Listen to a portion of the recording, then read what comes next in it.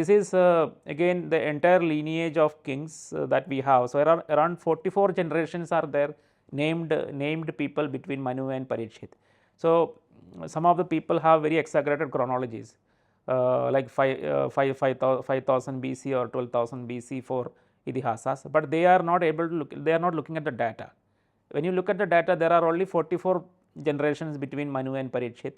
Maybe there may be a lot of missing generations, then that will be something like 60 generations, but beyond that we can't add because we don't have data. So, we have to look at the data when before you decide you propagate or promulgate some chronology, because once you have this 12,000 BC or 5000 BC kind of dates, but there is no data to substantiate that. That is a kind of problem that can come up.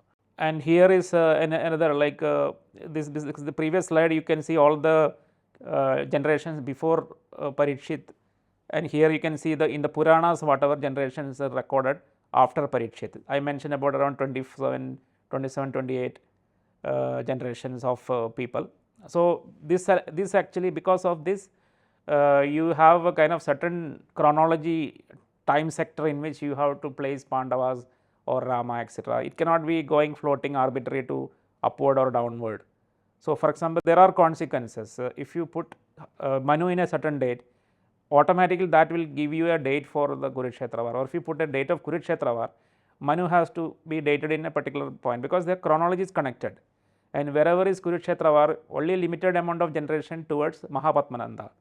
So, when you put a date, for example, Mahabharata war at 5561 BC, there are only 1500 years between Parikshit or Kurukshetra war and Mahapadmananda. So, you have to place him at 4000 BC, which means you have to place Mahapadmananda older than early Harappan period. That means everybody can agree that no, Magadha kings never lived before the Harappans, early Harappan period. So, that way you can actually understand whether your chronology is correct or not. So, using the generation data. And here actually this is a slide where I have mentioned about the different personalities, Shantanu being the last person mentioned in Rig Veda, then Vichitravirya and Dhritarashtra in Yajurveda, like that.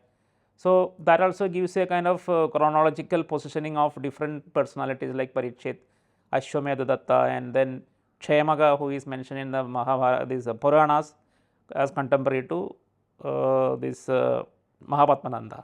So, historical timeline and Itihasic timeline as well as Rigvedic timeline are well connected, and extracting that timeline is the kind of objective of this particular study.